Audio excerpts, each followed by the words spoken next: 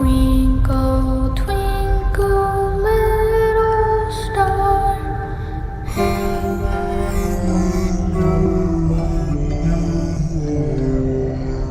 He's alive!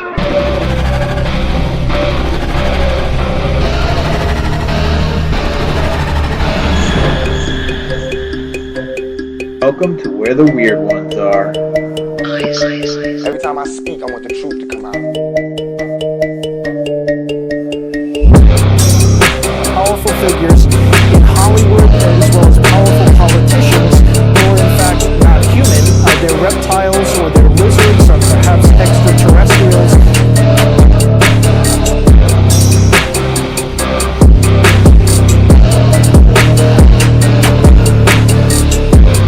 I don't think it is a human. I think it's a Sasquatch.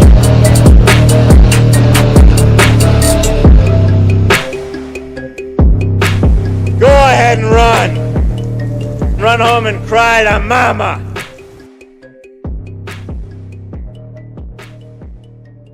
Let's get weird. What's up, you fucking weirdos? Welcome to another episode of Where the Weird Ones Are.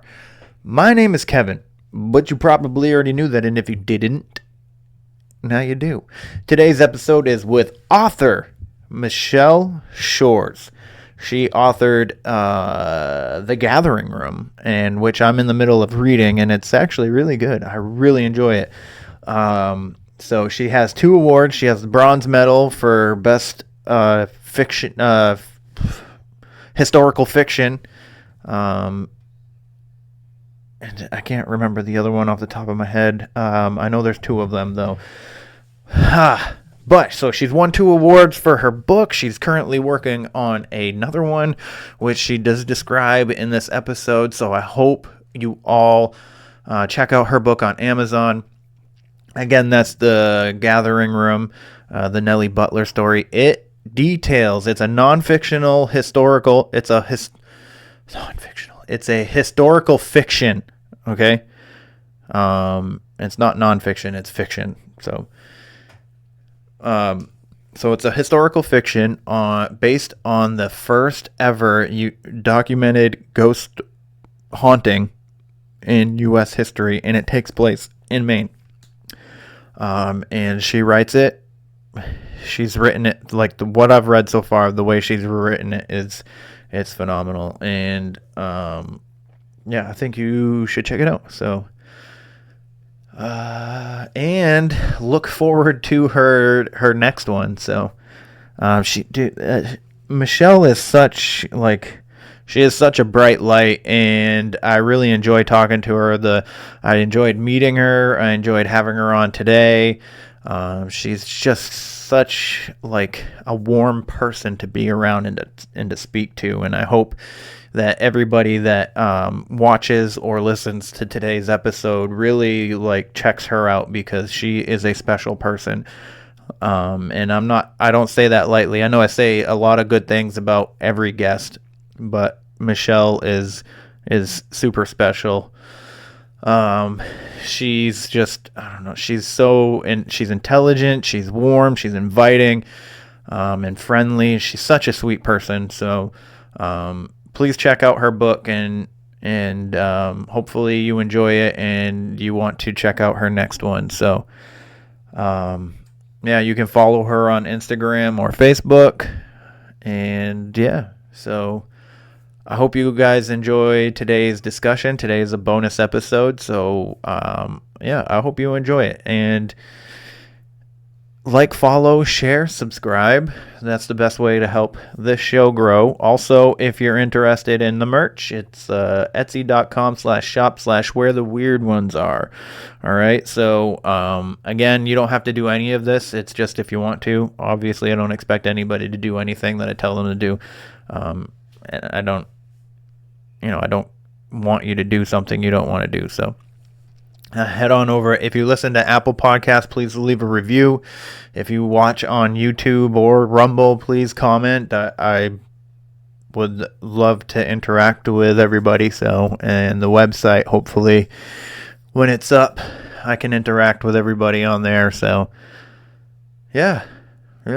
it's been fun doing this, and I would like to do it as long as I can. So I know there's better people out there that do this stuff, but I really enjoy it, and I've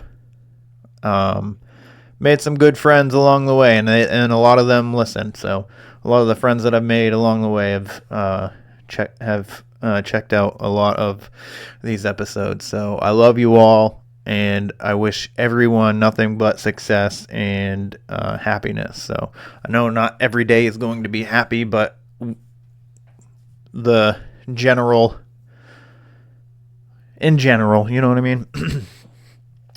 So with that being said, I hope you have a good day. I hope you have a good night, whatever time you decide to listen to this and or watch. Also, remember, question everything and stay weird. They're coming to get you, Barbara.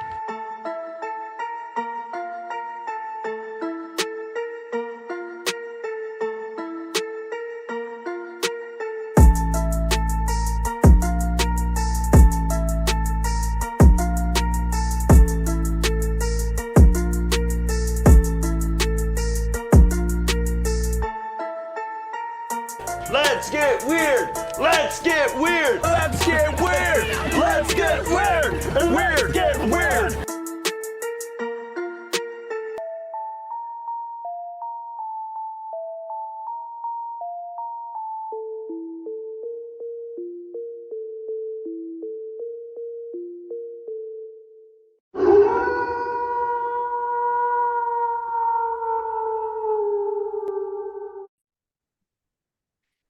Alrighty then. So I'm super excited to have you on, Michelle. I started reading your book recently, and the very first chapter like drew me in like so quick. I was like, ooh, love triangle. Ooh. But for anybody who isn't familiar with your book or with you, if you don't mind, just going through who you are and what it is that you do. Sure. I am Michelle Shores. I am the author of The Gathering Room, A Tale of Nellie Butler, which is based on the first documented ghost sighting in America, which happened here in Maine in 1800. Before I became an accidental author, I was just somebody's mom and the advertising manager for the Maine Tourism Association. What was the main tourism association like? What exactly did you do for them? Oh, that was fun. I love that job. It was the most recent job I've had. I've worked 20 years in marketing and advertising, and I was there at the Maine Tourism Association working to put together the state's official travel planner, which is called Maine Invites You. And so I worked every year on gathering the advertisers and helping businesses market their business to the tourism sector in the state's official travel planner. And I did that until just of March of this year when the Gathering Room took off and I realized I could no longer work full time and be the author of a best-selling book.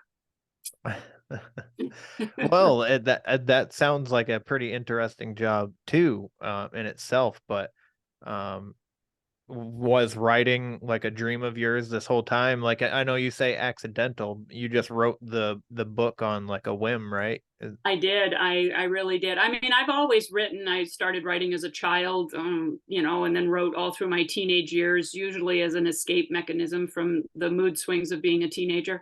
I didn't write much as an adult, but a few years ago, I kind of picked it up again, just as a way to escape into history. I'm a huge history buff and a family history researcher, and a lot of times I would just write to be able to get out of the century that we live in and into a century that I feel more comfortable in.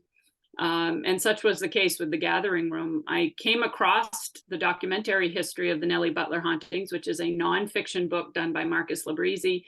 And it is the dry historical record. And I did a little more research because I was very fascinated with the story, but again, still frustrated that it was so dry. And it didn't explain at all how these people knew each other before the sighting of the ghost, or even what their emotions were during the whole thing. And so I literally woke up in the middle of the night one night and said, I'll just write what I think happened.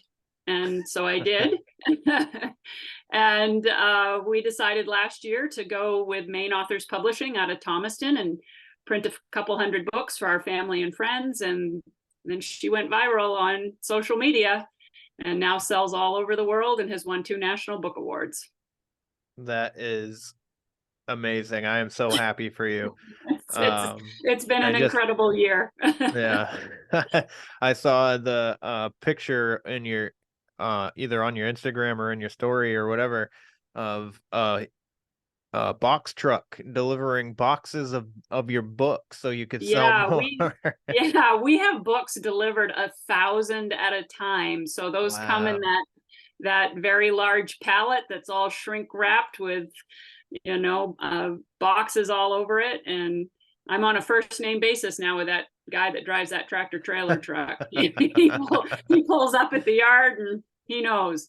So yeah, it's been phenomenal. I tell people sometimes it feels like we cannot print books fast enough to meet the demand. Yeah, it definitely seems like it. I've told a few people about your book that I know enjoy reading, and they read your summary and they're like, "Oh my God, this sounds amazing. I have to get this book." Yeah.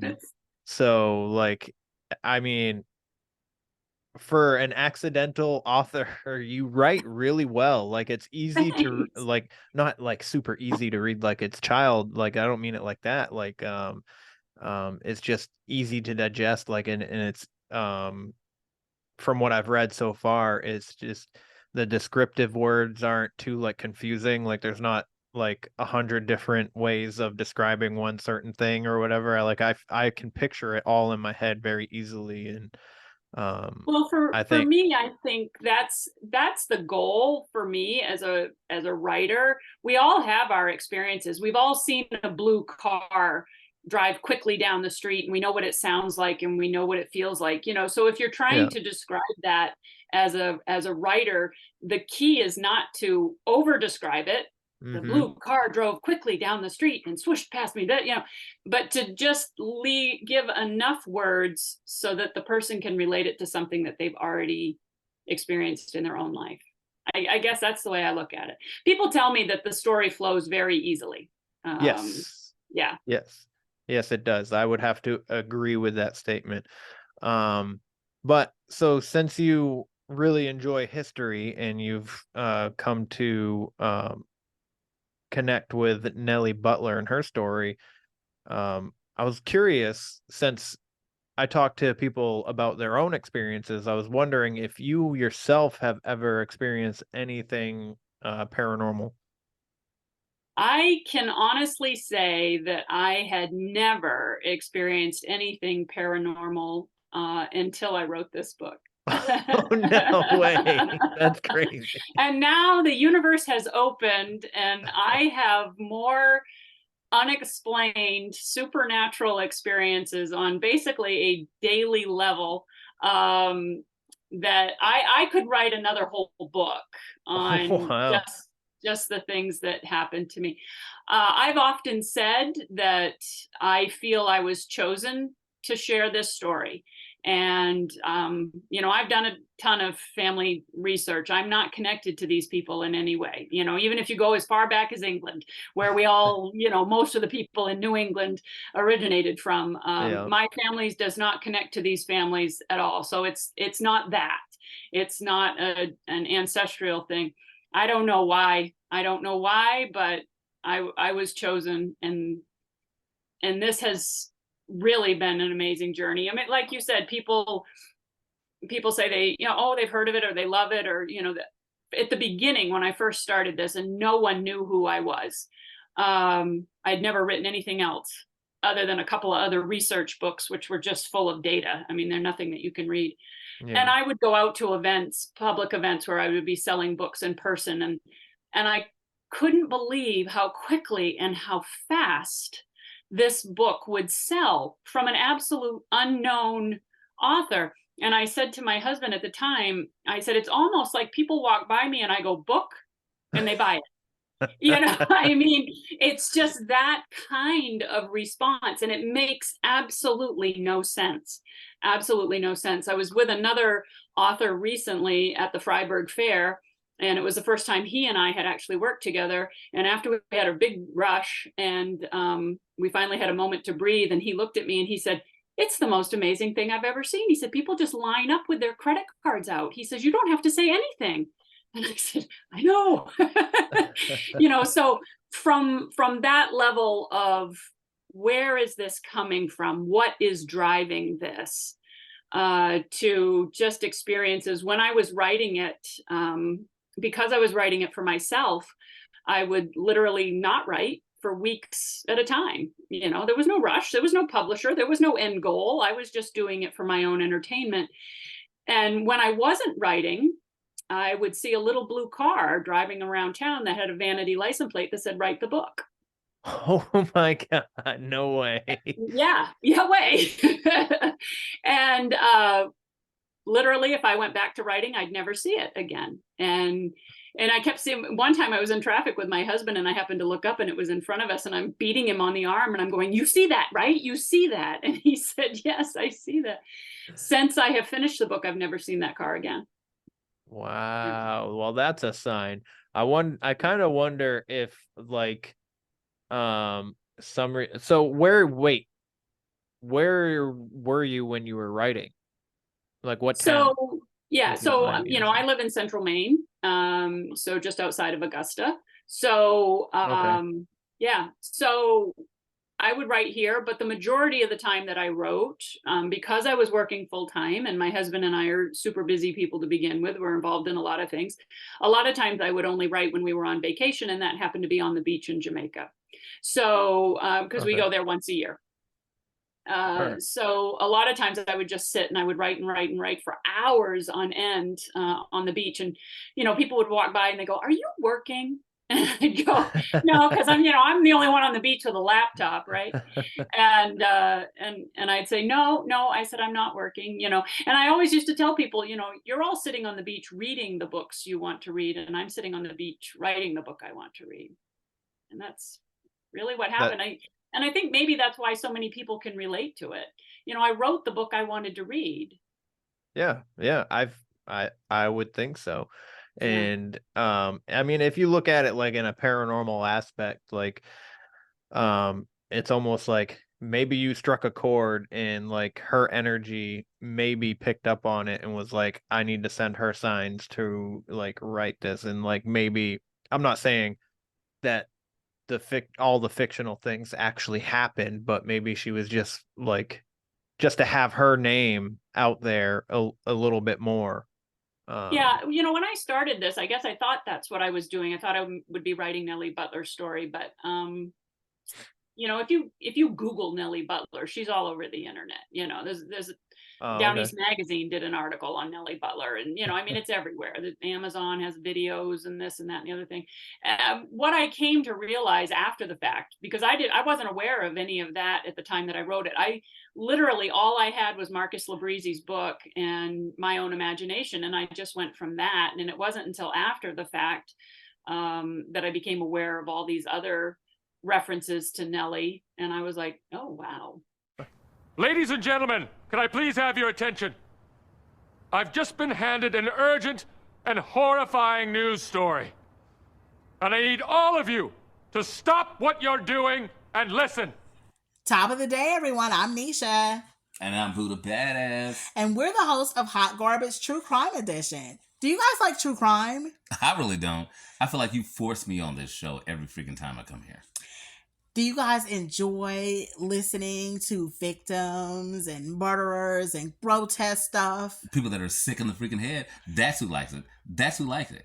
Well, if you like that kind of stuff, then you should totally check us out. I mean, every single Thursday, we drop the most hottest cases, and we have fun while doing it. You drop the most hottest cases? You drop murder and death. Kill. Death. how many people can actually say that they have fun while listening to a true crime podcast? And I feel like that's what we do here. So you're just not going to listen to me now? I'm just going to say this and you're not going to listen to me? And you know what? Our listeners are not just our listeners, but they're our friends and our trash pandas. We love you guys. They're a lot, and I will agree to that part, but I'm still just mad at you for just not talking to me. They're paying you this well to say all this. So check out Hot Garbage on Spotify, Apple Podcasts, anywhere that you listen to podcasts. Check us out. Every single Thursday, a new episode drops. I officially hate this commercial. On some real. That's cool. You know? Yeah. But what I came to realize was I didn't write Nellie's story. Nellie's story has already been told in multiple ways. I think what I ended up doing was writing George and Lydia's story. I think ultimately it becomes that you realize what these two individuals went through. Nellie almost in the book, I feel, becomes a secondary character to what George and Lydia go through. All right. And you know, the piece I think that we end up missing especially when, you know, I talk about this book all the time and people get so absorbed in it is, you know, these were real people. They were really real people. And when you understand, particularly George, what he went through as a human being, you know, I mean, I just can't imagine the emotion and the distraught that he must have felt. So. Well, I mean, so far from what I've read, it seems as though as they had a previous relationship, and then he had met Nellie at another time or whatever.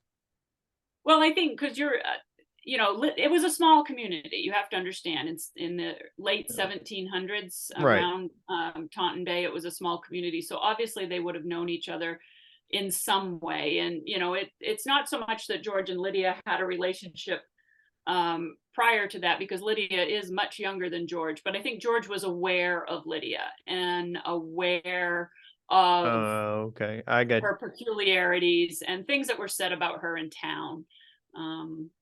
But yeah. That makes more sense when you say it that way. Yeah. It really is a totally fascinating piece of not only American history, but Maine history specifically. I had the opportunity last week. I don't know if you saw it anywhere on any of my other social media platforms, but I was able last Tuesday, so a week ago, to go down to Sullivan and meet with a direct descendant of George Butler. He's actually George Butler's fourth great grandson. And he and I walked, we walked the location of the book and the story, and we were followed by WABI TV film crew. And yes, I did. Yeah. And so I did see that. Yeah, they did a really good interview about how really for me, this story has come full circle. And now and I talk about mind-blowing moments. You know, I'm standing in a cemetery just feet from where Abner Blaisdell is buried, and, you know, Lydia's father, and I'm staring at the descendant of George Butler being interviewed by a television crew. I'm like, you know, how does this even happen? You know, I met Bud Means, that's George's descendant. I met him earlier this summer and have had a couple of conversations with him, and it's really rather creepy how much he's able to relate of the family history to me that matches perfectly with what I created in my own imagination. WABI focused more on the physical aspects, you know, that I imagined, you know, the Butlers to be tall and blonde, and in reality the Butlers are tall and blonde, but you know, there are a lot of other similarities that I've realized in talking with Bud. He was like, how did you know that? And I go, well, I don't know how I knew that, but obviously I knew that, you know. I was just writing a book I wanted to read. I was just sitting on a chair and writing. Oh my God, that's an amazing, that's amazing. I mean, if that's not what's the word? Channeling? Yeah, that. Yeah, a lot of people who, you know, believe in metaphysical, supernatural things, I'm asked that a lot. Do I feel that I channeled this story? I don't know, because I guess I never really thought of it that way. I will say this, during the writing of the whole thing, there's a lot of times when the energy would become so intense, that I literally would have to set my laptop down and literally bolt away from it, jump away from it. And whenever I did, particularly when we were in Jamaica, I'd scare the crap out of my husband, who was sitting in the lounge chair next to me, and he'd go, what, because I had just jumped up. And I would look at him and I'd say, my gosh, honey, I said, you won't believe this. And I would read it back to him. And then I would look at him and I would say, who is writing this?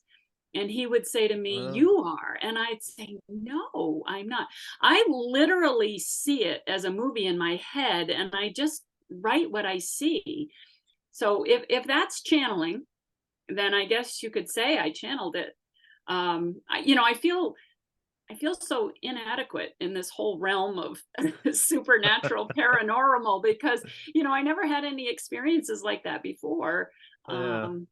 But this book has clearly, or this story has clearly opened my eyes to the possibility that there's a lot out there that we don't understand. That is 100% true.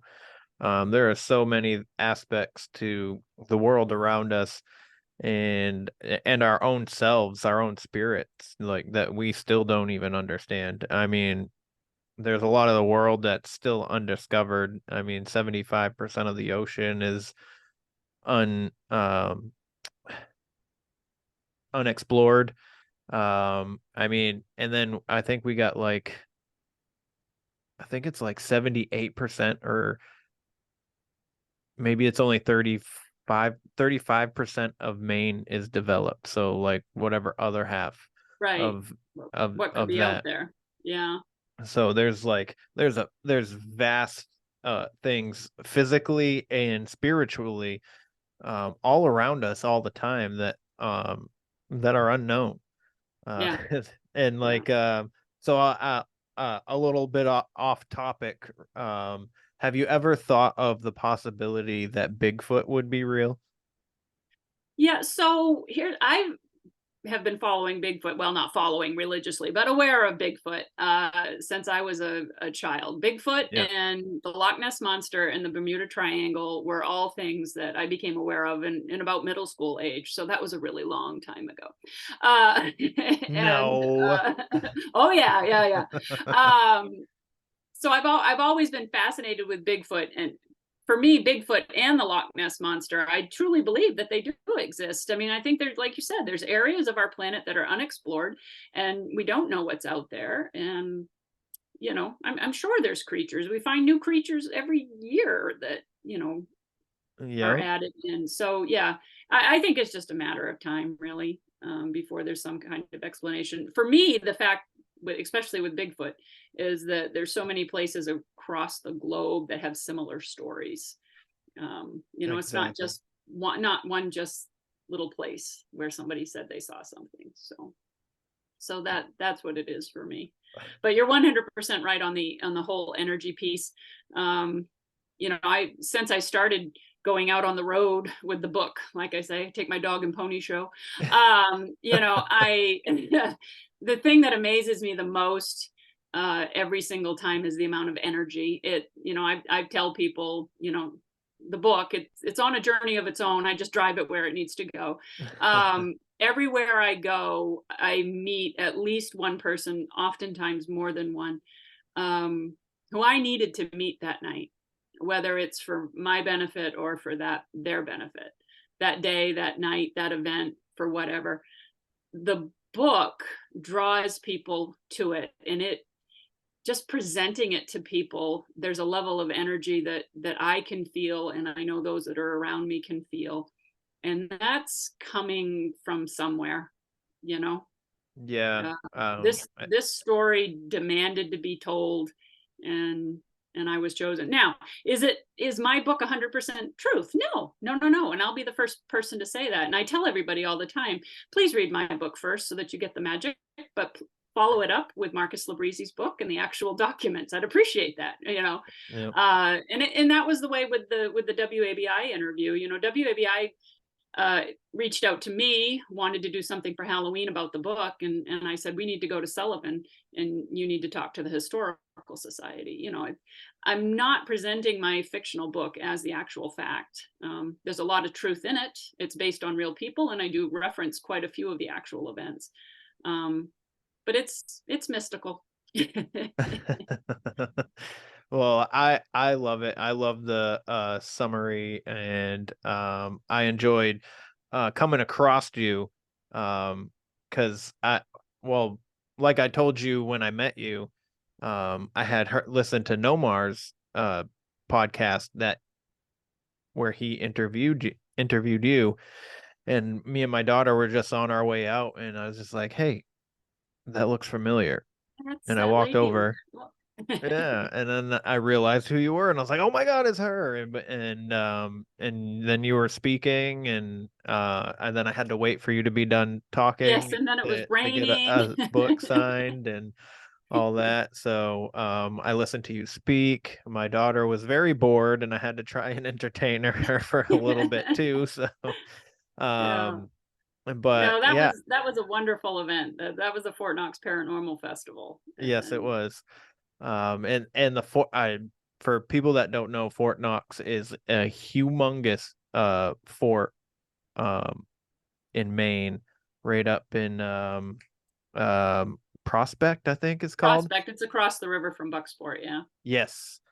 And it's told to be haunted pretty by a lot, and just walking around there, I mean, there's so many ways to get lost in that place. Like, And the it's energy, you know. yeah, So I grew up near there. I grew up in Brewer, which is just up the road away. And so my mother took us to Bucksport and to Fort Knox frequently right as on. kids. It was actually free, I think, when I was a kid, or either that or I didn't pay attention to my mother paying for anything.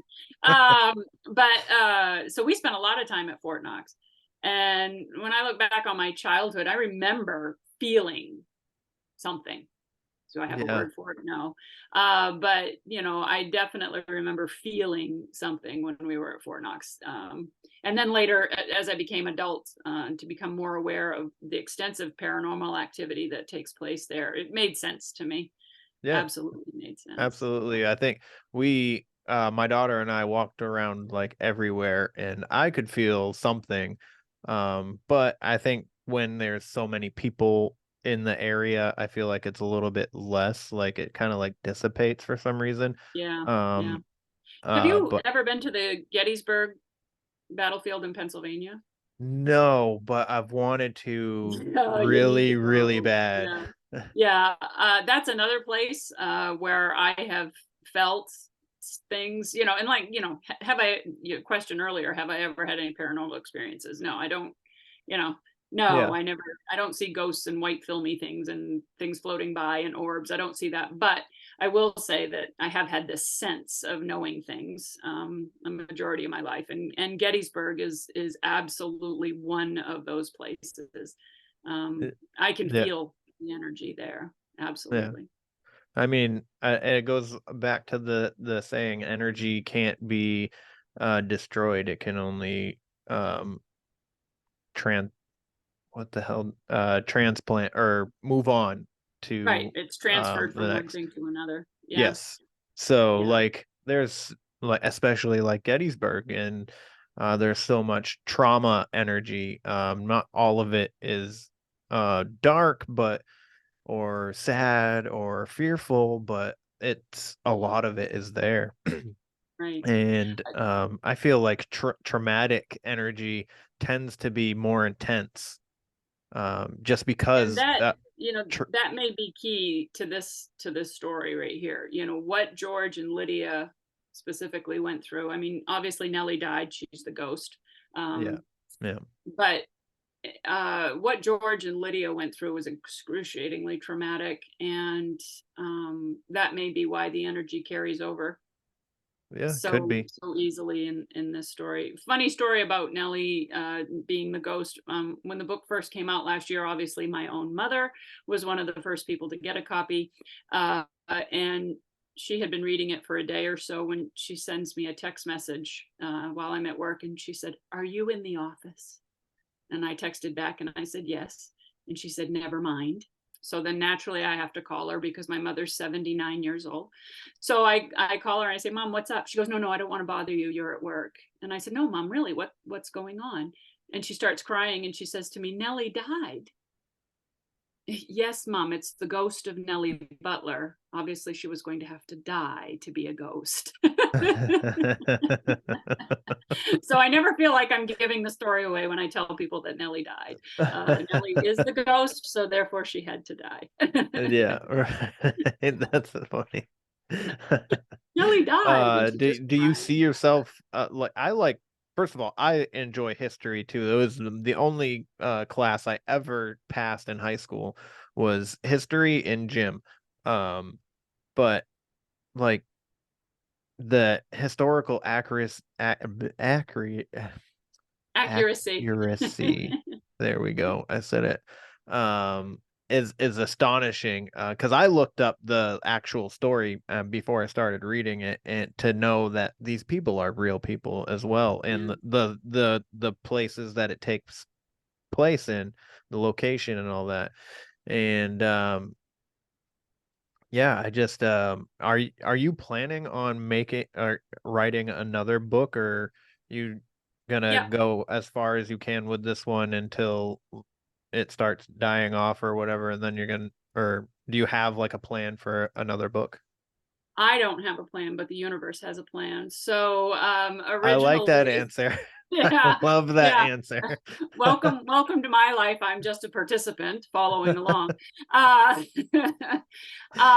yeah. So again, wrote it for my own entertainment. Did not expect this to happen. So when it was done,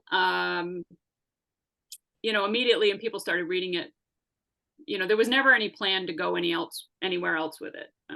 Obviously people die and you can't write anymore after that. Yeah. But when this book came out, I was contacted by members of the Blaisdell family, not descendants of Lydia or Abner or any of the Blaisdells and Sullivan. I was actually contacted by Blaisdells. It's a very large family. And I was contacted by people with that last name. Let's just go with it that way. Okay. From all over the country. They didn't know each other. Each one of them reached out to me individually, but each one of them had the exact same story they needed to tell me. And that story was that, according to oral family history, this family was prone to supernatural tendencies. And then every single one of them would have, my great grandfather did this, or my aunt did this, or, everything from seeing ghosts to mediumship to tarot cards to knowing what animals thought to being able to manifest things. I mean, the stories just totally covered the entire spectrum of paranormal and supernatural. And I'm like, and you people don't know each other, that was the interesting piece. So that set me off on researching the Blaisdell family. And what I found was they had an absolutely incredible immigration story to Maine, where they originated in England and came to Maine. And that story in and of itself was fascinating. But then when I went back into England, I realized that they originated from this tiny village up in the Lancashire that had an ancient Celtic ritual circle in the village. Whoa. Right? So oh my goodness. Yeah. So this past April, my son and I went to England, and we spent 10 days in England so that I could research. We actually visited the Blaisdell Circle. I stood in the circle. It dates to 1700 BC. It's an amazing piece of history. So what I'm writing right now is actually what I consider a prequel to The Gathering Room. It starts with the Blaisdells' origins in England at this ritual circle, and then follows them until they arrive in Maine. And it basically, I think, because here's the other creepy thing. So I start doing all this research, and then I just find these weird pieces of history here and here and here. And it's almost like they're all hiding right in plain sight, but nobody has connected the dots. And if you connect the dots, it makes this most amazing story about this amazing family.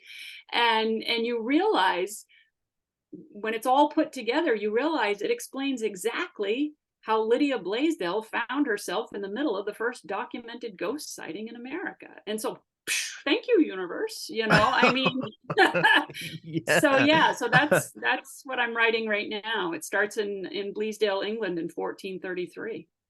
Wow, I want to read that one now. Yeah, it's about halfway done. I was working on it today as most of the day. When I try to write in chunks of 10 to 12 hours at a time, just because it's an incredibly intense, energy-filled experience. And similar to what people say to me, oh my gosh, I couldn't put your book down. Well, it's the same way with me. Once that story starts unfolding in my head, I can't step away from it. I struggle. I'm like, no, I don't need to eat today. I'm good. So I'll tell you a little bit about, myself. Ever since I was a kid, I've always wanted to be a writer myself. I've never actually ever finished any kind of a book. I have storylines and frameworks for several different stories and stuff like that, but I've never actually put in the work. So I was curious for any aspiring writers out there, especially since you didn't actually mean for all of this to happen. Right. What would be your best advice for somebody who is trying to get into the realm of being a writer? Well, I think my first advice would be to keep writing. Don't stop, right? Even though I say I haven't written or I didn't write much through my adult life, that's not actually 100% accurate. I kept a daily journal and I wrote every single day, again, for my own purpose, my own entertainment. But for me, as far as the endings go, I'm writing historical fiction. The ending is pretty much already determined. I don't have to, although I will say this about The Gathering Room, the ending of The Gathering Room is not historically accurate. That's not how it ended in real life. Okay. The real life ending was so amazing that's actually how I intended to end the book, because you know how they always say truth is stranger than fiction. This was one of those situations, and it was such a mind-blowing ending that's exactly how I thought I would end it. And as I say all the time, but then I sat down and the story wrote itself in a completely different direction. And so we have the ending that exists now, which is similar to the historically accurate ending. But I don't know, I follow a lot of authors on social media now, which I never did before. And I see a lot of people struggle with endings. But again, I guess because I'm writing historical fiction, the endings are already predetermined for me. So I don't really I don't have an answer for that, other than that I think everyone should, I look at writing as like painting with words, and you're creating a picture, and you can wrap it up, you can figure it out, you just have to sit down and put your mind to it.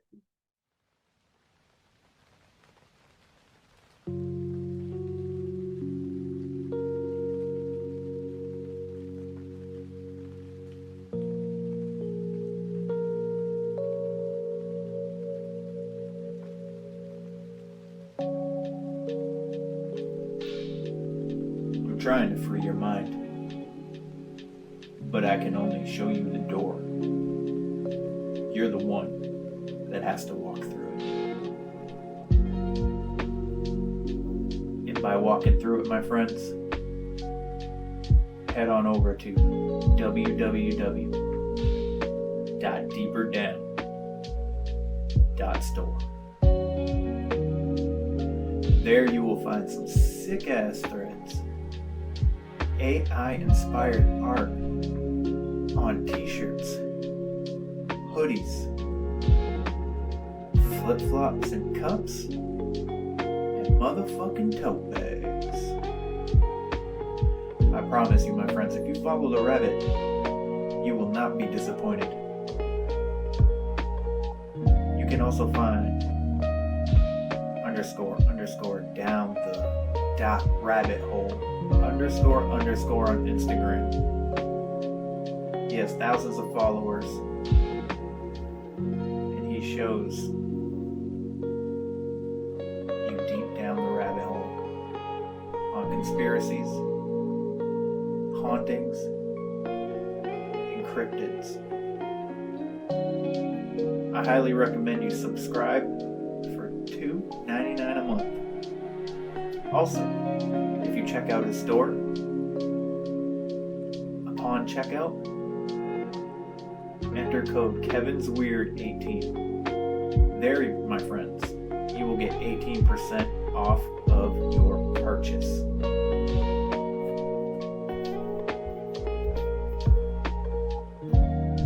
So please, I highly recommend and suggest to you to go check out his store.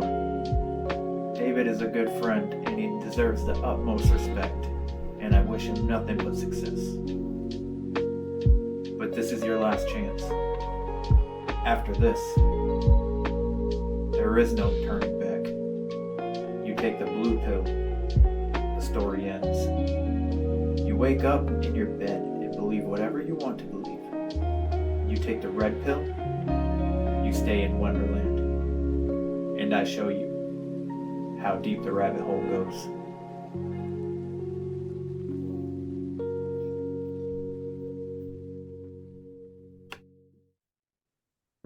Right. I would agree, although I am not a writer. Well, But the neither one was who I until last struggles, year. right, one who struggles with it, I think that is a pretty good answer for that. So how did you, what was the deciding factor on picking a publisher for you? So again, the universe did this for me. Seriously, only a participant. I'm just following along. I changed jobs during COVID, as like most people did. And that's how I ended up at the Maine Tourism Association. Never really thought of working in that industry at all. I had spent my entire career in newspapers, actually. And so that job literally fell in my lap. Literally, the from finding the posting on Indeed to the interview to the whole process, it was one of those aha universe moments where I saw it on Indeed and I went, well, that's my job, and I mean it just went from there. So if I have to say, did the universe put me in that job? Yes, 100%. I believe that. Through that job, Maine Authors Publishing down in Thomaston called my office one day to ask for advertising advice on how to market their book festival to the tourism sector. And I said to Jane on the phone when she called, I answered all of her questions. And then I said to her, who are you and what do you do? I had never heard of self-publishing, did not even know that was a thing. I still lived in the realm of the world where you had to write something and query it out to agents and be rejected, 50 million times. And then maybe you'd get picked up, that was the world that I thought the literary world was. I had no idea. I didn't know about Amazon KDP or print on demand or any of these other things, totally unaware.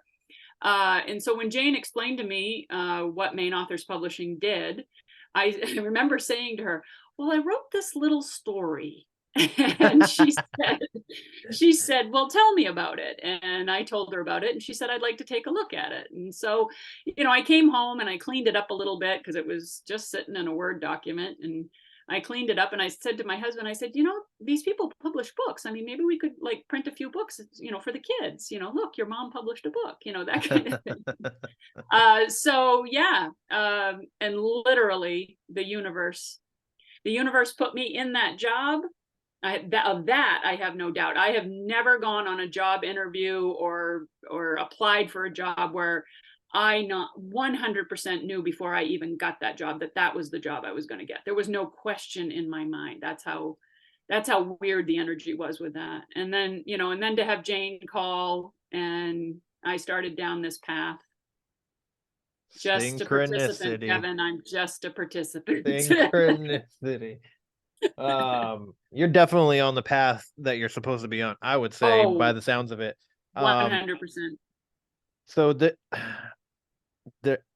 I wanted to know what this bronze badge is on your book. Sure. So the bronze sticker that you have on the front of your book is from May of this year, when the Independent Publishers Awards chose the book as the bronze medal for best fiction in the Northeast region. So that's New England, New York, Connecticut, that area. Yep. Yep. That was quickly followed. That was in May. And then in June, while I was actually out in Wyoming for attending my son's wedding, I was notified that the National Indie Excellence Awards had chosen the book as a finalist for best historical fiction in the nation. Wow, that's amazing. Yeah. So at that point, I wasn't going to put 2 stickers on a book. I thought that would look funny. So this most recent round of books that we've had printed, we've actually changed the cover, the back cover, and there's a gold band at the top, and it lists both of the awards that it received in that gold band at the top. That is amazing, Michelle. I am so happy for you. That is awesome stuff. I will say too, like, your aura and your energy when I met you, I was just like, I literally need to talk to this lady.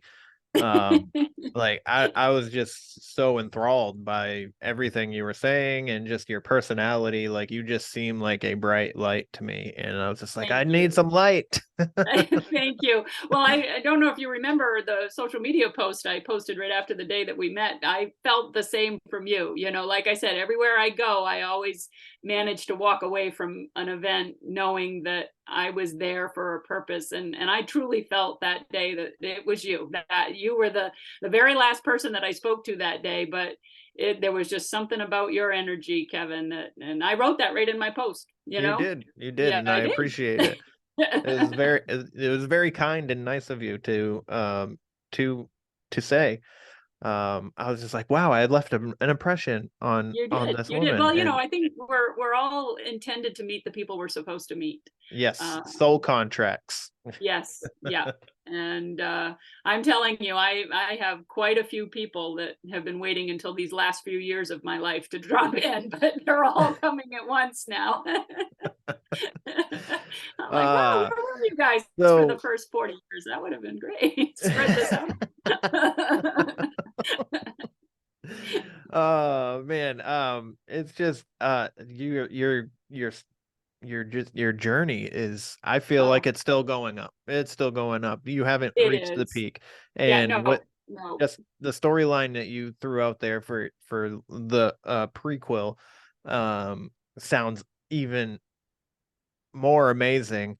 And I haven't even gotten halfway through this book yet, and I'm already like amazed with your writing style. One question I like to ask authors that I've had on is, how do you come up with the names of your characters? But your characters are already named, so I can't ask that question, and it's my son's favorite question for me to ask. There are a lot of characters in there that are actually fictional. Obviously George, Lydia, Nellie, they're real. Their parents are real. Their siblings are real. But all of the other people in the story are actually fictional. So the Reverend Archibald Crawford is a 100% fictional character. Okay. So the religious community in that area became involved in this almost 20 years after the sighting of the ghost. And it was at that time that Abner Blaisdell filed charges against George, and he wanted George to be kicked out of the church. And like I said, this was almost 20 years after the appearance of the ghost. And because of that, then Reverend Abraham Cummings, had to come up from Freeport and investigate these charges. And he was the one that sat down with everybody that claimed they had seen this ghost. And he took everybody's testimonies and wrote them down. And that's how it entered into the historical record, thus making it the first documented ghost sighting in America. But that was 20 years after the fact. And so when I wrote the book, I knew I needed to have a religious guy, you know, kind of be boots on the ground while it was happening. So I created the Reverend Archibald Crawford, sort of, because Archibald Crawford is actually my 7th great-grandfather, and he's from Warren, Maine, and he was a deacon in the church in Warren. So I gave him a promotion and moved him to Sullivan. And so, so Archibald Crawford is a fictional character. George's first mate, Reuben Gray, also a fictional character, but also someone from my own family tree who actually lived in the Deer Isle, Stonington area. And so I added him in. Let's see. The antagonist, Asa Flint. You probably haven't gotten there yet, have you? I have not. So Asa Flint is the antagonist, and I actually came across the name Asa Reth, which I thought was really cool. And I wrote that down because I wanted to use it later. And then he just came along at the perfect time in my mind, right when I needed, because if you notice, the story starts out where you're not really fond of Lydia in the beginning. Yeah, at the beginning, you're not really fond of Lydia. By the end, you will have intense sympathy for Lydia. And I think Asa Flint provides that in the sense that he turns the story so that the reader tends to be more sympathetic to Lydia. I don't want to give it away for you, Kevin. I don't want you to give it away either. It makes it more intriguing for everybody listening as well. Yeah, the 2 people that listen to my show. I'm just kidding. There's quite a bit. I don't normally pay attention to analytics, but I happened to peek the other day, and it's actually quite a bit. But that's good. A lot more than I expected. That's for sure. Right. But yeah, I just when you sit down and write, what do you? I mean, you wrote most of it in Jamaica, you said, but like, what is your like your game? What do you have to have with you, and like how like comfortable, or how do you have to sit and stuff like that? Like, what is your writing process like? So I'm very weird, and people are probably going to be like, "What? She does that?" So I can't write unless I have music going, and that music has to be loud, like blow your eardrums out loud. And I will start just listening to music in general as I start writing, but then certain songs will come to my mind, or I'll have listened to something, I go, oh, I like that. So I start creating a writing playlist, and I will add songs to this playlist that reflect or help me to reflect the energy that I'm feeling as I write this. And so I literally sit in a chair, either a lounge chair on the beach, a recliner, or in the case as it was today, it was an armchair with a footstool. And I have a tiny little tablet that I prop up on a towel on my lap, and I sit there and I type like this, listening to with this on my lap, and I will sit like that for hours on end. Currently, right now, the playlist only consists of, it was 5 songs last week. I've added 2 more.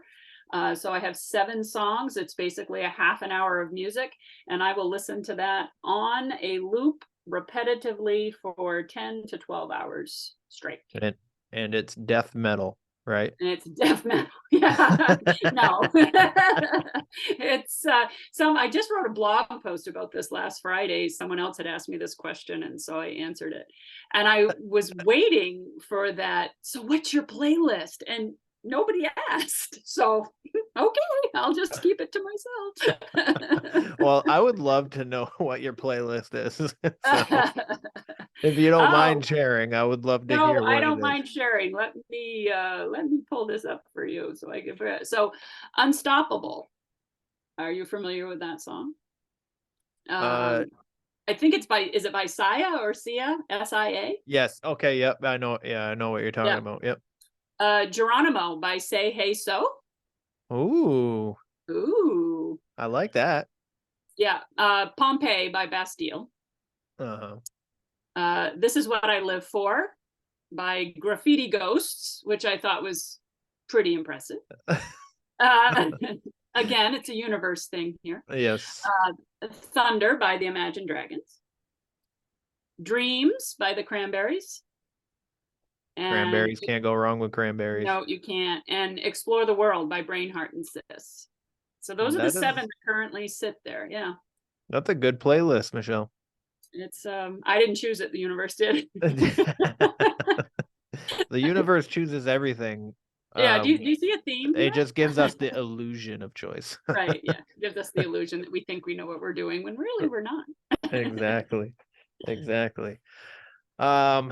So what is next on for your calendar? Like, are you chilling out and just writing your new book for the holiday season, or are you doing more events?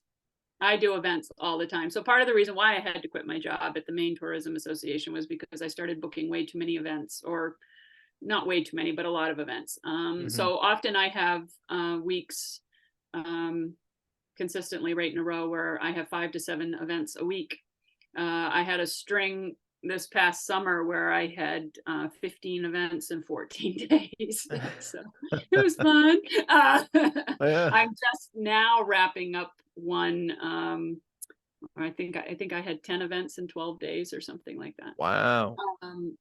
Every weekend, every single weekend between now and Christmas, I'm booked both days, Saturday and Sunday. So I will have no weekends off until Christmas. And then, there's always something that comes up, somebody that wants me for an interview or to appear somewhere. So this week I am totally booked all week. Next week, my weekdays become a little more flexible.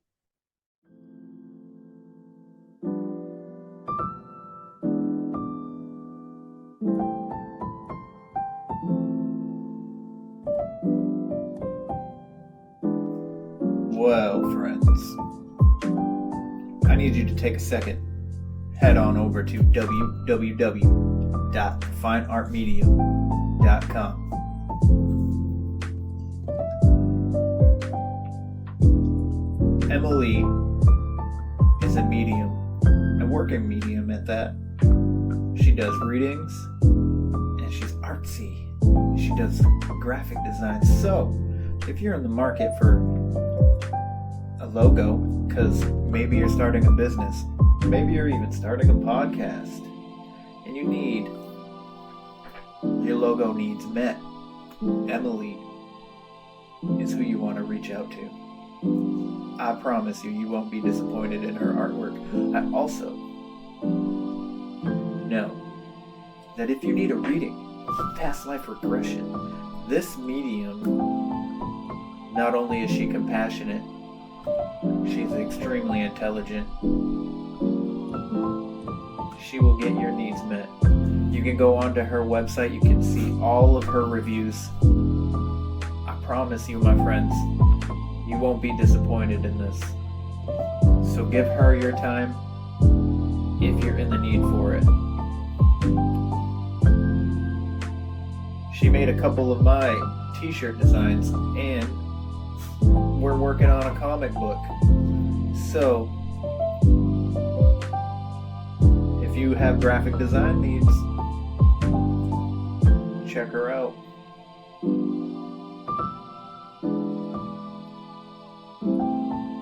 As always, my friends, stay weird.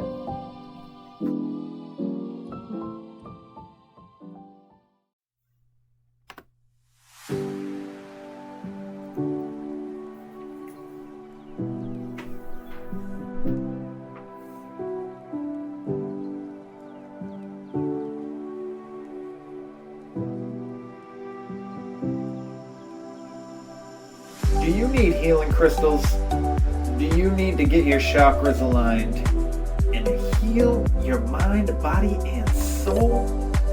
you need to check yourself and become one with the universe once again, then I suggest you head on over to www.etsy.com/shop/heal with Christina. That's where you'll find all sorts of custom designed crystals for your healing and visual pleasure. I promise you, you won't be disappointed with the plethora of things you can choose from. Necklaces, healing crystals, all sorts of wire type things and such. Christina is a good friend of mine and she enjoys helping people, so please help her out by checking out her shop. And at checkout, please use code WEIRD125 for a 25% off discount. That is www.etsy.com/shop/heal with Christina. And remember, friends, use my coupon code WEIRD125. That is a capital W on that, so you can get your 25% off discount. I promise you, you won't be disappointed in checking this out. Well, my friends, when you do, tell Christina I said hi. Stay weird, my friends.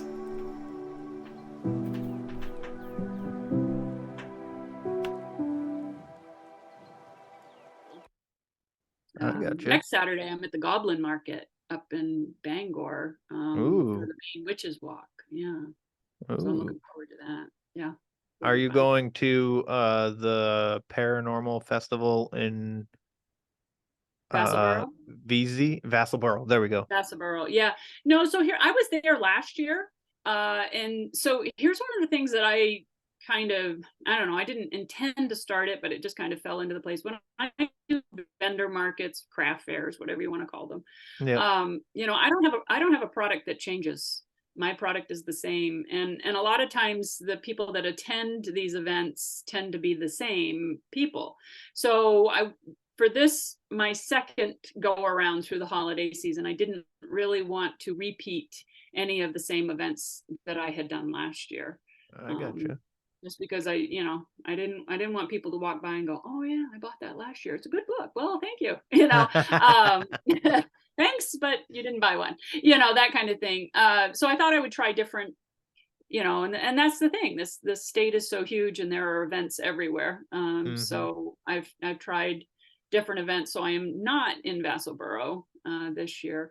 I was at Maine's Odd and Unusual show over Labor Day weekend at the Augusta Civic Center. And that was quite a successful event. But I look at that event as it's continuing to build.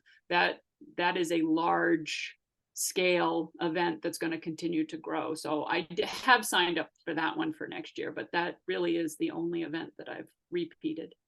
Nice. I want to do that. I would like to either vend or go to that event for this podcast.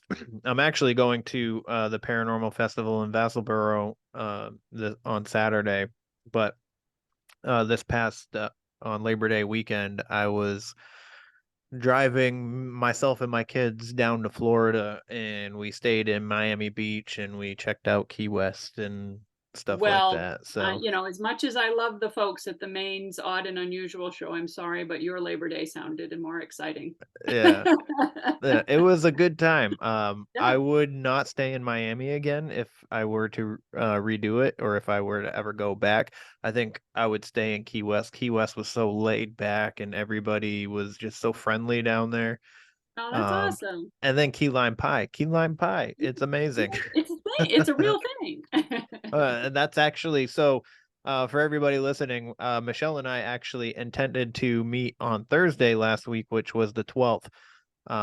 And due to scheduling for my dolphin watch, which they actually made it a sunset cruise as well. Oh, how fun. I had to set which made it a later night for me, so I didn't realize that it was gonna be going so late, and then when they were like, "Hey, we're gonna be leaving at 4:30," I was like, I'm gonna miss Michelle, so we had to reschedule. But when Michelle and I decided on the 12th, she had told me that she had an interesting dream about That is October true. 12th, and I Yeah. was curious if that dream had come to fruition.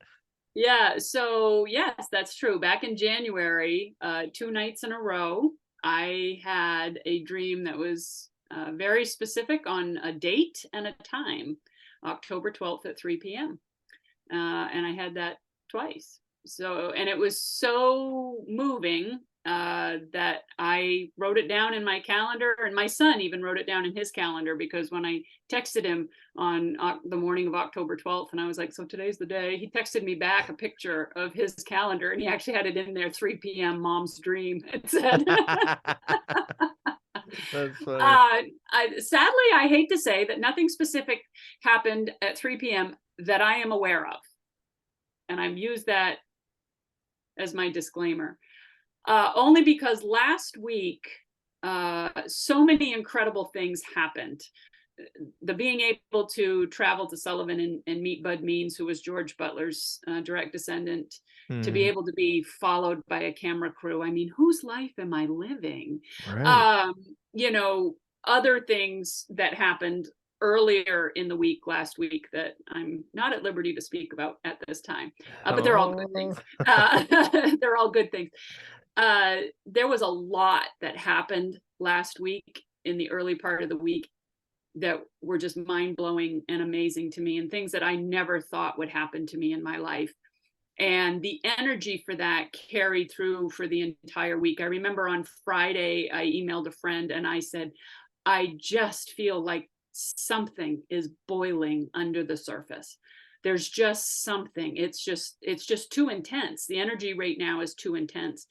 And so at like 4 o'clock on the 12th, I texted my son and I said, well, I'm still alive. So it wasn't that I was supposed to die at 3 o'clock. But he and I got discussing it, and we both came to that agreement, you know, that there could have been something that happened on Thursday at 3 o'clock that I'm just not aware of yet. But maybe someday Yeah. it will. But I'm telling you, Kevin, and last week's energy, and still right now, like my shoulders are still tingling. I'm still juiced, even to this moment right now. But last week it was incredibly intense sense of energy. Wow. Wow. So you had way too many good things going on that you didn't even like whatever happened at 3, it's just you're riding this high of an elated energy. Oh, yeah. So, I mean, I'm at the point, Kevin, that you know, it could all stop tomorrow and I would still say I have lived an amazing life. I had an event this summer where the line of people waiting to meet me snaked out the door. And the people at the end of the line, those poor souls, it was hotter than heck, and they stood in line for an hour. For what? I mean, and I walked into a Hannaford, in a town where I don't even live, because we were going on a family picnic. And I was standing in line with my husband waiting to buy a bag of chips, and a guy 2 people in line behind me leans forward and says, I read your book. Really? And he says, yeah, he said it was really good. And I said, oh, okay. And he goes, I follow you on social media. And I'm like, I don't live here. So when you're an ordinary person, by the way, on the way to the car in the parking lot, I slapped my husband and I went, I'm famous. Right. I mean, when you're an ordinary person and these kind of things happen to you, it just blows my mind. I don't know where this is coming from, why it is happening to me, but I am humbled and thankful for each and every experience that I have. And if it all stopped tomorrow, I would say it was been the most amazing experience of my life. Amazing, Michelle. Amazing. So I think I know kind of the answer to this question. It's a question I try to ask everybody when we're about to wrap up. But are you finding fulfillment in the path you are walking currently? Oh, yeah, like 125%. Yeah. Yeah. Life's Amazing. really good. Life is good. I tell people all the time, our lives are full of moments. Mm-hmm. Whether those moments are bad or whether those moments are good, they're all temporary. So enjoy your good moments and have patience through your bad moments, because your life is a journey and you've got to be thankful for every single moment you pass through. I absolutely 110% agree with that. Very good way to end the show with that, Michelle. And I appreciate you for coming on and sharing a piece of your life with us and spending this time with myself and everybody who will be listening. So, again, thank you for taking the time to come on. I really appreciate it. And I really enjoyed this conversation.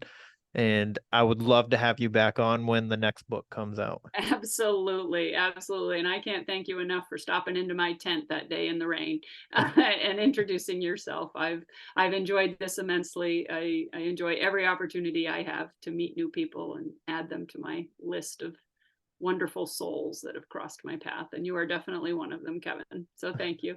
Thank you, Michelle. I appreciate that a lot. It means the world to me.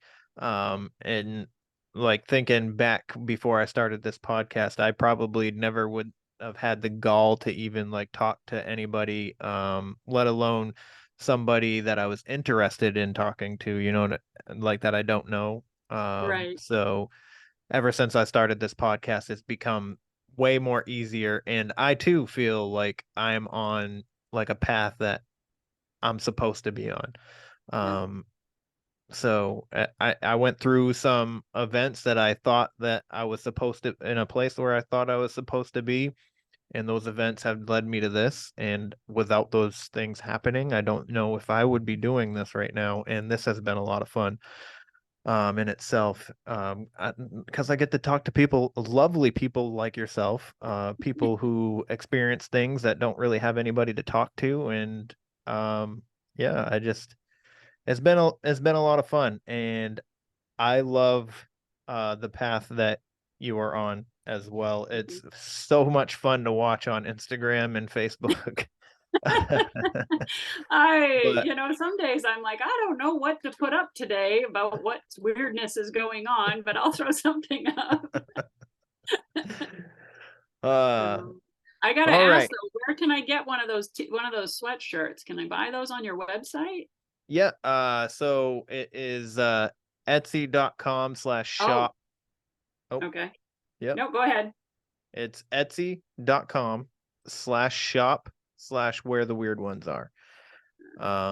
And there's a whole bunch of there's sweatshirts.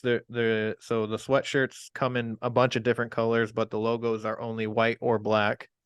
There's other t-shirts and stuff with a crap ton of other colors.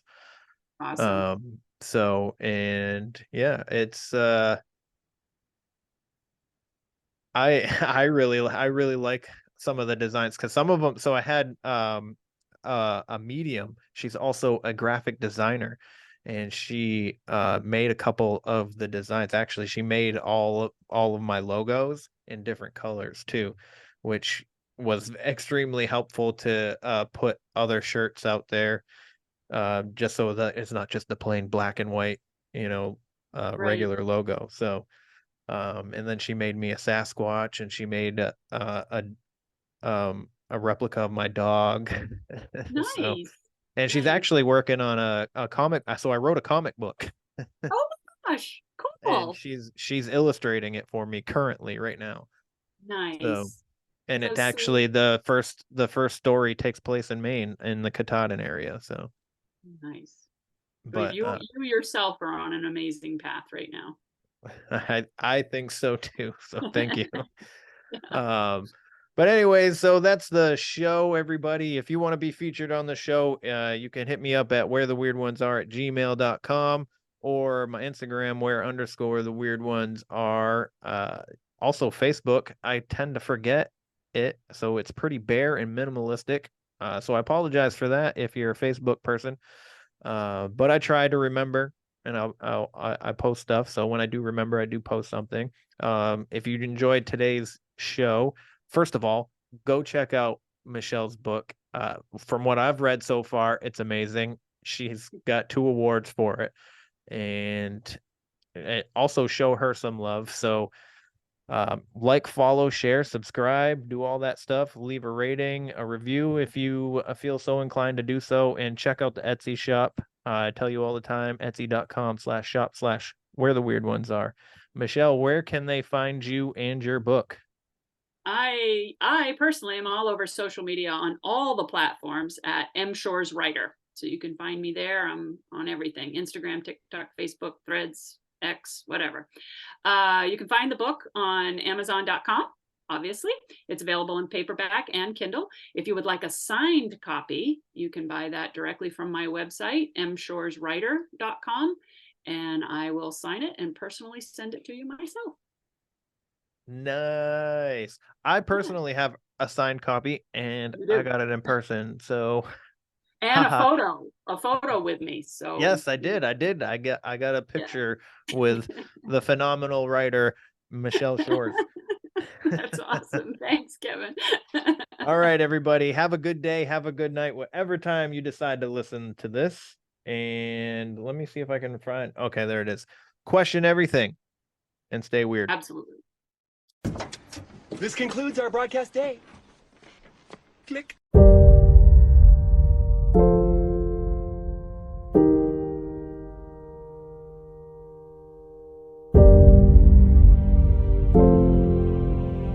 Because in the end, none of us have very long on this earth. Life is fleeting. And if you're ever distressed, cast your eyes to the summer sky. When the stars are strung across the velvety night, and when a shooting star streaks through the blackness, turning night into day, make a wish.